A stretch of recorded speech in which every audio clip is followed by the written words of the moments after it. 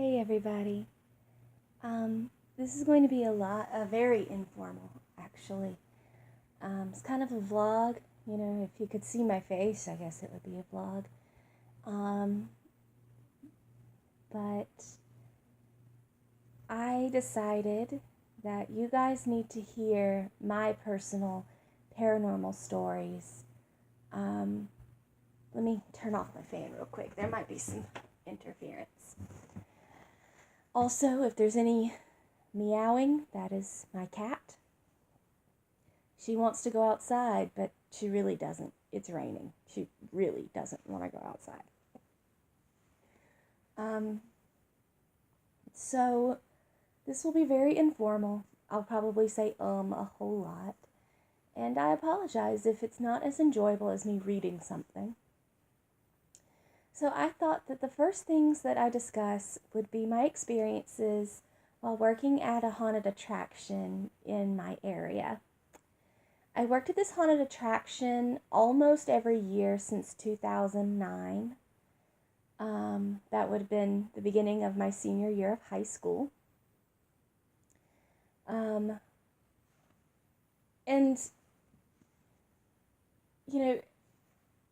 I worked there off and on due to different issues, but I loved it. And I still love it, and I wish that I could still work there, but due to some job issues, I'm just not able to have that kind of free time. Well, I loved it.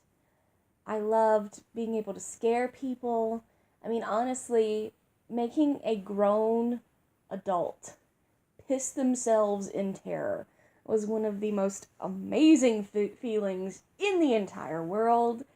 I mean, making people throw up because they got so scared, all of that. It was just like awesome. And, for an entire month, I had no voice. I was sore. I was bruised. I was bloodied, like with real bruises and blood, just because I got really into it. There is very little I would not do to myself to get a good scare.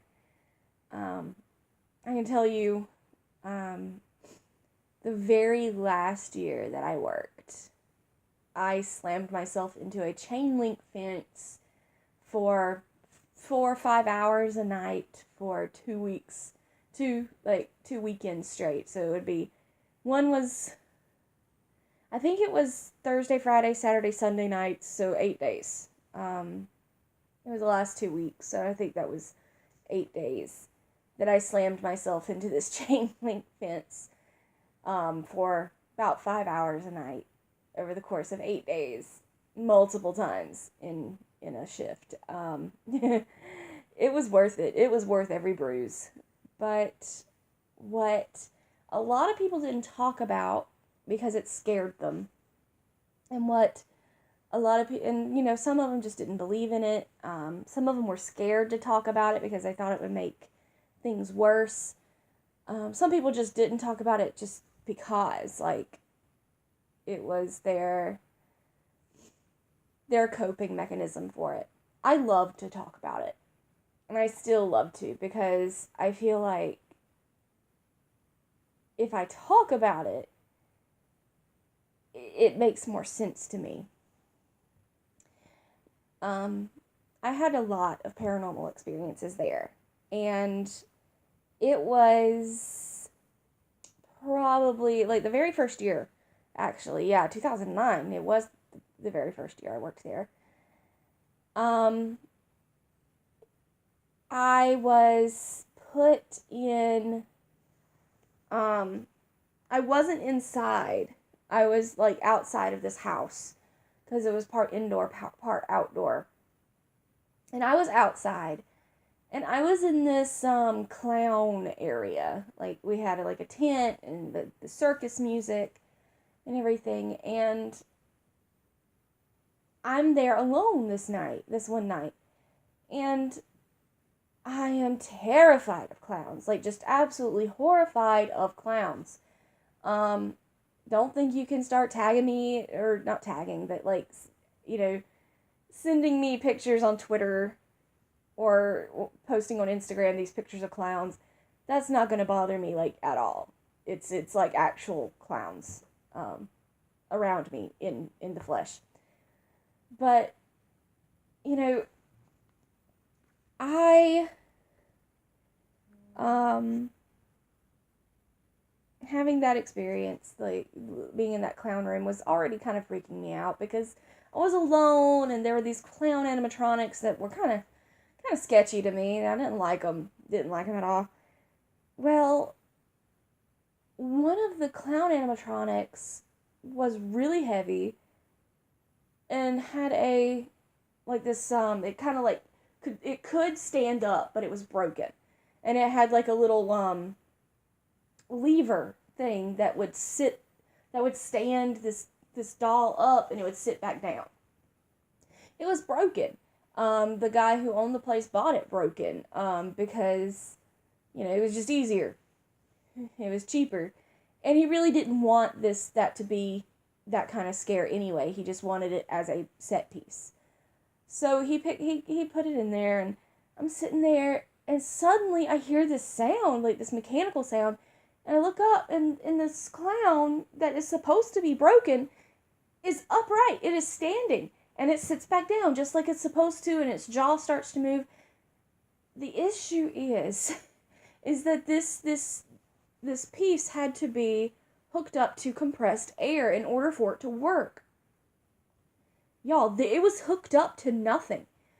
I asked the owner, I was like, when he came through, I was like, is that hooked up to anything? And he said, no. And I said, it moved. It stood up. He told me that it was completely impossible. Which, honestly, I could have been hallucinating. I was in a room with a lot of strobe lights and fog and stuff, and I could have hallucinated it because I was starting to get a little bit out of it because of the strobes. But still, I know that I saw that clown stand up. I told this to one of the people I worked with, and she's like, oh yeah, this place is haunted. Sometimes the animatronics will go off when they're not connected to anything and whatever. She told me the story about, this one was about her walking into the house, the main house of this haunt, and finding wet footprints on the floor. Like, she saw these wet child footprints on the floor. There were no children there at the time at all because the haunt was closed. But there were wet footprints of a child in the house on the floor, and there were no children, so that means that there is probably something there. I mean, it doesn't sound too spooky when I'm telling it like this. I'm not meaning for it to sound spooky. I'm just sharing it for this. That same year, inside of the house, there was a library scene. And in this library scene, there was a chandelier hanging from the ceiling. It was not hooked up. You could see the wires were cut, and they had the little, those little things that you put on the ends of wires to keep them from, like, having the electricity going everywhere. And you, like, twist it on. It has, like, a putty, and it's made of, whatever. But you could see these things. Wires were not attached. There was no power going to this chandelier. It kept flickering. It kept flickering on and off. And there were people in there seeing this happen. And the owner is standing there seeing this happen. And the electrician who put in this chandelier is standing there and seeing this happen. He's like, I cut those wires. There is no electricity going to that chandelier. And it's flickering. Finally, they took the chandelier completely out at one point. The year before, the last year of the house itself, because it ended before the last year that I worked there. But the the last year of the house, it wasn't in there. I don't know when they took it out, but that chandelier wasn't in there because I was in that room. But some other lights that weren't hooked up to anything started to flicker. And I was like, no, thank you. Get away. This is not a place for you. Because I was trying to do my job. And if I'm freaked out, I can't do my job. Well, something was up with the wiring. I'm thinking that, or something was messing with the wiring. Well, all of the lights went out in my area. It was not fun.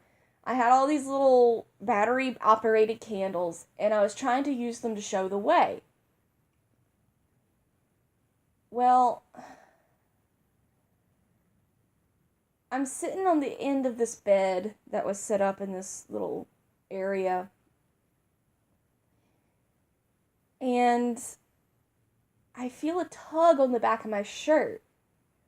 And there's no one there. And I know there's no one there. I would have seen and heard someone walking up behind me. Well, I feel another tug, and I'm just like ignoring it. I'm trying to get on with my day and get that night over with. And I keep feeling tugs on the back of my shirt. Finally, I'm like, you need to stop. And the guy that was in our little library doll hallway thing comes out, and he's like, who are you talking to? I was like, whoever is pulling on the back of my shirt. He said, there's no one there. I said, I know, but I'm having the back of my shirt pulled, and I want it to stop. About that time, I feel a really hard tug on me. Not just my shirt, but on me, and I go backwards. He grabs me and pulls me off the bed, and he talks to one of the guys coming through, and he's like, can she swap places with me for a short amount of time? Or can she join me over here or something? But anyway, that got situated. Like, that was the second time in my life that I've ever been, like, physically touched. Like in a really dangerous kind of way, like in a malicious sort of way. The first time I'll tell about in another video. Another time at that haunt was the very last year that I worked there. I was inside of our asylum, and I was alone, which, I usually was because I was of age. I could be alone.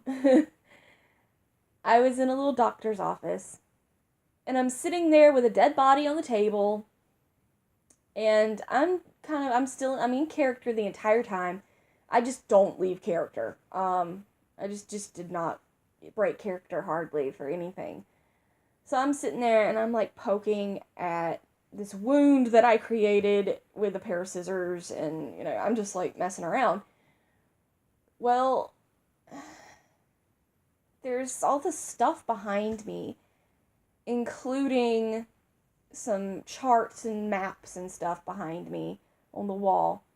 Well, those, I feel like something just, like, ran behind them, which is absolutely impossible because my stool that I was sitting on was right there, right on this wall. Like, you could not get past me. Because it was a very narrow area, and I'm not exactly a narrow person. So you could not get behind me. Well, I feel it goes, like, behind me. I feel this feels like a body going behind these not curtains, but these posters, these maps and stuff on the wall. Well, I'm just like, stop. No. This is not the same house. This is not the house. You should not be doing this. This is a completely different area. Now, this area that we were in, the building used to be an old schoolhouse. So, it is what it is. Um, but I'm there, and then suddenly some things start falling off all these shelves. I'm like, no, I'm gonna have to clean that up. It was very playful, like a child. And I'm thinking the whole time, I'm gonna have to clean this up. I am going to have to clean this up. Come on now. Come on. But, outside of that one incident with getting pulled inside on that little bed set, I really never had malicious encounters. I don't think that was really malicious. I think that it was mostly just trying to get my attention. There were times where I smelled certain smells. I smelled like cigar smoke or cigarette smoke. I smelled funeral flowers. I smelled perfume. I smelled just straight up death, which was very concerning. When I smelled death, I was actually on a bus scene. This was the last year of the actual like house part. I was on a bus scene and I was just walking through, just watching, the very end of the line go through and just looking at all the scenery. And I smelled this just overwhelming smell of death. And I'm like, oh my God, what is that? And people around me are like, what? Like, I have my shirt up over my nose, and people around me are like, what? And I'm like, okay, are you guys, like, kidding me? Was this set up? Like, are you guys smelling this? No one else smelled it. So afterwards, I told the guy running it, and I was like, look, dude, something smells terrible. Come here and let me show you where it is. Maybe there's like a dead animal or something. And he's like, okay, come on. And one of the other managers goes with us. And we get onto the bus. He's like, I don't smell anything. But the other manager is like, oh my God, I smell it. And he's like, okay, well, let's find a couple other people. He gets 2 other guys and 2 other women. Only the women are smelling it. And none of the men are smelling it. And we did not understand what was going on. I still don't even understand what was going on. Another thing was just smells. There were a lot of smells to smell. And only one of them was very smelly. And the cigarette smoke can be explained because a lot of the people who worked there smoked. It could have drifted over from the smoking area across from the house. But the only issue is that I smelled it over at the other building, which the smoking area was nowhere near that building at the time. And even when it was near the building, it was still, you still could not have smelled it in the front of that building. But anyway, I know this was kind of convoluted and it was very vloggy, but it is what it is. Leave me a comment down below, and tell me what you want me to do next. I can read, the next part of the Abandoned by Disney series, which would be Abandoned by Disney. Or I can talk about the most horrifying experience that I've had as far as my own personal paranormal stories. I am looking for your personal paranormal stories. And this can be ghosts, it can be demons, it can be absolutely any sort of paranormal something. The email address that you can send this information to is darkest.hour.videos@gmail.com. You can send me those emails of your personal paranormal experiences, whatever you would like to share, be it ghosts, demons, critters. I'll even just paranormal this time. It can be cryptids, it can be demonic, it can be ghosts, angels. I'll even accept angels. Just something paranormal. Just send those to darkest.hour.videos at gmail.com. I'll go ahead and I'll give you that one again. Please remember to follow me on Twitter, which, let me pull up my Twitter and I will tell you my Twitter. That would be at Dark Hour Videos. And remember, it's hour as in like time, HOUR. So Dark Hour Videos is the Twitter. And my Instagram is darkest.hour.videos. So please remember to leave me a like, leave me a comment, tell me if you want me to continue with my personal paranormal stories for the next video, or if you want me to read Abandoned by Disney. And, remember, just shoot me an email. Tell me your personal stories, and Twitter and Instagram. Thank you guys so very much. I appreciate all of you. I really appreciate our friend Swamp Dweller, for giving me that shout out on Twitter. I really, really appreciate it, and I thank you so very much. You are amazing and incredible, and it means a whole lot to me that you actually really like me. Although this video might make people change their mind because maybe you're not into this. But anyway, thank you guys so, so very much. I hope you guys have a wonderful, wonderful rest of your day. And until next time, sweet dreams.